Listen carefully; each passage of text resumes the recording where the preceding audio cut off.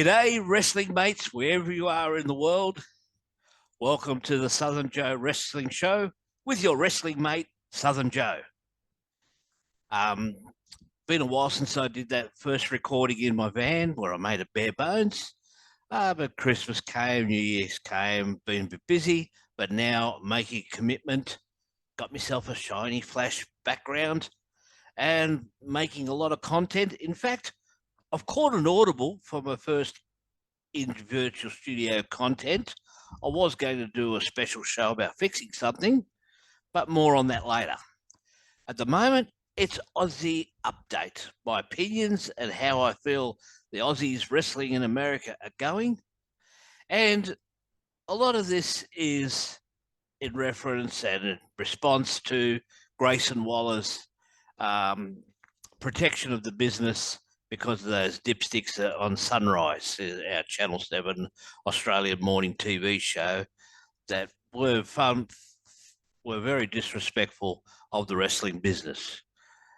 Also, just serendipitously having the thought come into my mind, which I prepared to show a couple of days ago, even sort of not realizing that as of this recording on a Saturday night, yesterday, Friday, the 26th of January, 2024, was Australia Day, which in this country has become a bit of a divisive issue because of the date that Australia Day represents to some people. I won't go into that because it's a wrestling show, not a political show. But let's get into it. And if you like what you see, let your mates all know about it, all your friends. Press the like and subscribe button and hit the notification bell so you know. You guys see many YouTube videos, so you know the drill. So let's get into it. Let's talk about the Aussies making it big overseas. First guy, of course, the reason for this audible, Grayson Waller. Guy born Matt Farrelly, who wrestled in Australia as Matty Wahlberg, but I'd say the reason he doesn't wrestle as Matty Wahlberg, I watched a match of his against Orange Cassidy in PWA Queensland, which was back in 2019, and there was chants of Wahlberg, which sounded a bit like the original Big Bill, as in Goldberg. So they've given him the name Grayson Waller, which the name is growing on me. The first time I heard it, it sounded like your local accountants, Grayson Waller and Associates. But it's great what he did to protect the business. He didn't want to be disrespected, especially because he was the Australian representative of the WWE. And it's great to see that he's getting his own segments, and it's really uplifting. He's doing well with those segments, I feel, and he's being true to himself. He's not trying to put on some fake American accent. And if you're going to go by voice, I love the Jim Cornette podcast, The Experience, and the Drive-Through, but I do feel like Jim Cornette, who himself always had a very annoying voice, let's be said, and that was his gimmick, for him to sort of be criticising Waller for the tone of his voice, it's a bit mean and a bit unwarranted, especially when you look at someone big and tough like Brock Lesnar, who he doesn't sound as butch as he looks. Frankly, he's and sometimes he sounds a bit like an aging drag queen, gotta say. And even going by his appearance and so forth, I mean, if you're going to judge everyone by their appearance and this and that, well, it's so subjective anyway. Next on the list, Rhea Ripley. She's the top female wrestler in the world, and good on her. She's being true to herself, and she seems like a fairly nice person. I saw a video YouTube clip the other day of her introducing Dominic Mysterio to Australian snack foods, and she came across as a nice, genuine sort of girl, and someone who's got a good heart.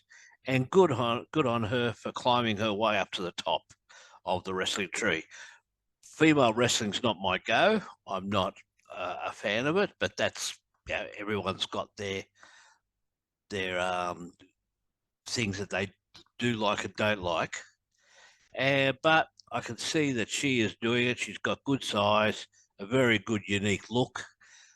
She's very athletic. She talks well, and she talks well in a good Australian accent, which is great to see. Good on you. You go, girl.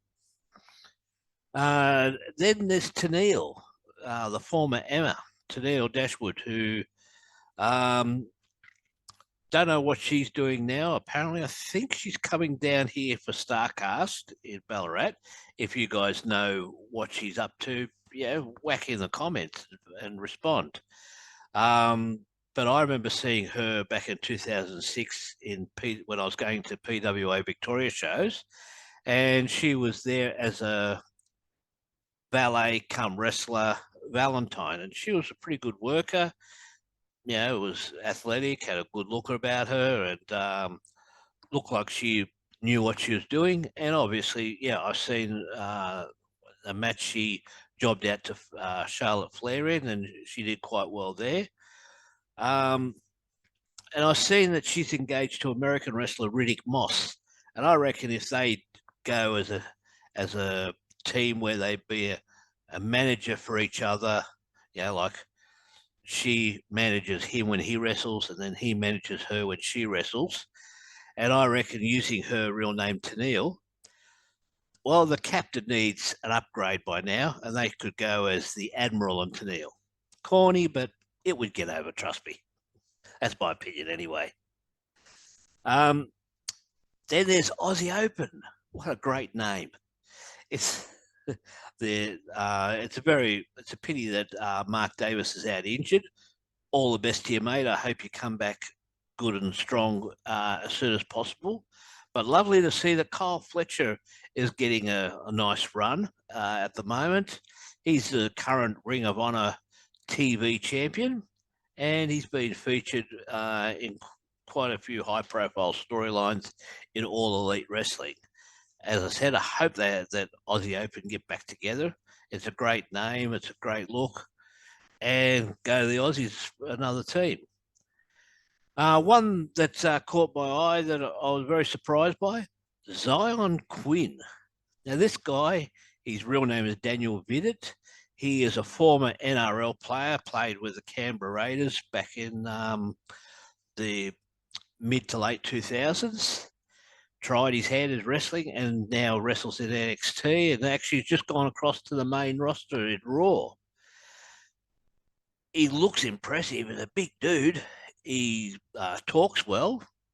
He's got a bit of a New Zealand twang to him, but he's like half Samoan apparently and half Irish heritage. But he's got a slight, us Aussies notice, the difference between an Australian and a New Zealand accent. But the only thing I feel that he needs is just a bit more individuality because, okay, he's got the great Samoan tattooing, and that's obviously means a lot to his heritage.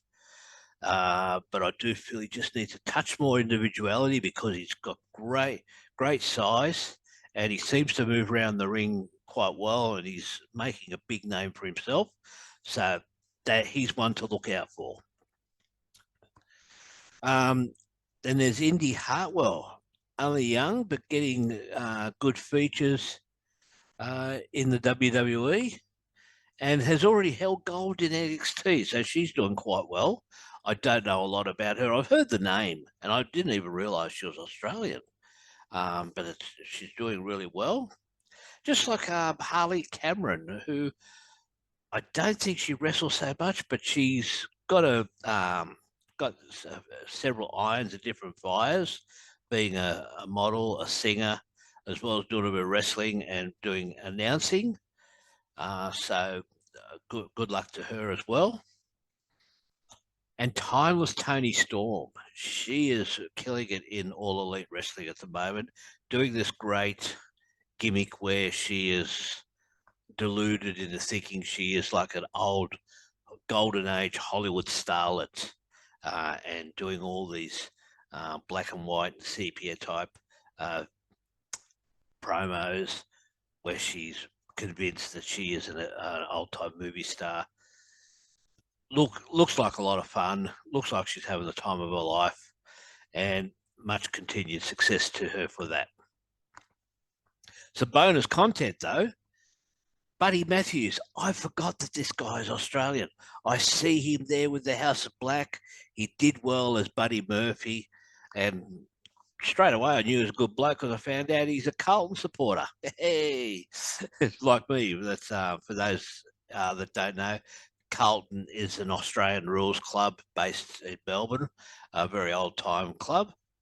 And in fact, I read that when he was in the WWE and he was named Buddy Murphy and then just Murphy, it was after former Carlton midfielder Mark Murphy. So that was interesting. And Buddy Matthews, he's doing big things in the House of Black, and he's got a good, unique look about him.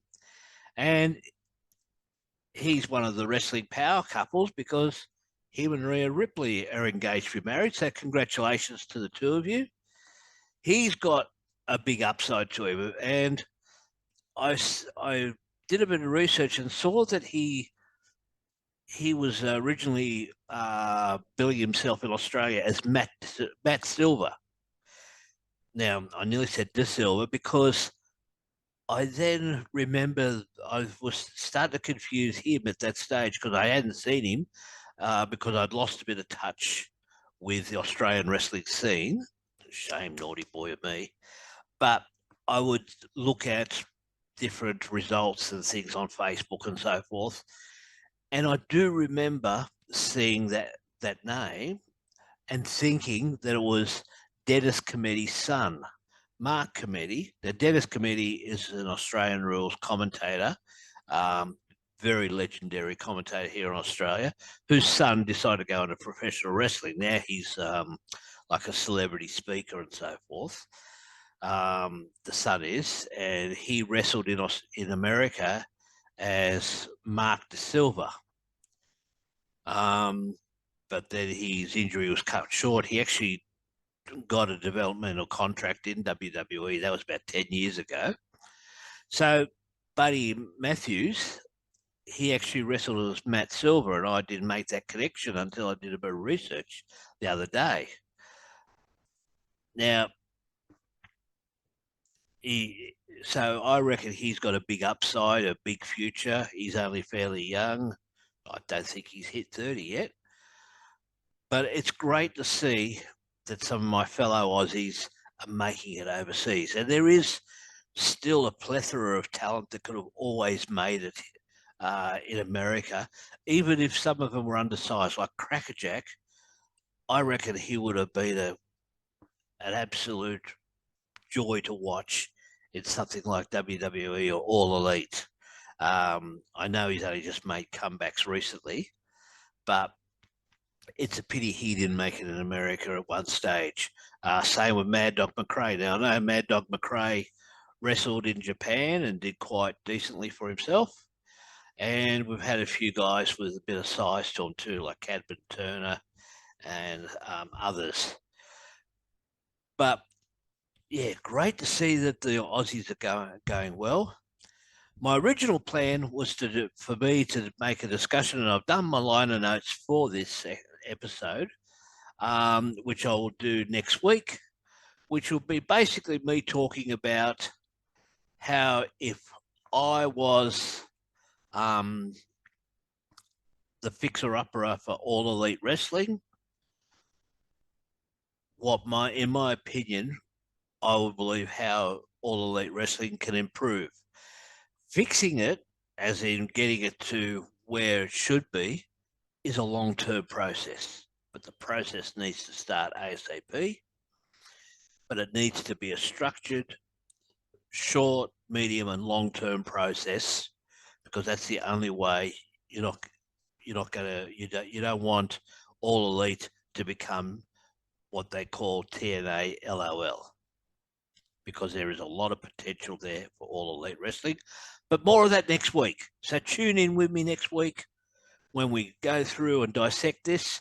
And the reason I say I'm no smart mark or anything like that. I'm just someone who's been following the game for 50 plus years, seen everything I could see. I haven't seen everything. I've seen what I could see. And I've listened to what all the experts have said. I see what I like with my own two eyes and with what I feel in my heart. And you guys may agree or disagree with me. Let's have that discussion next week. Till then, all the very best to you. I like the new look.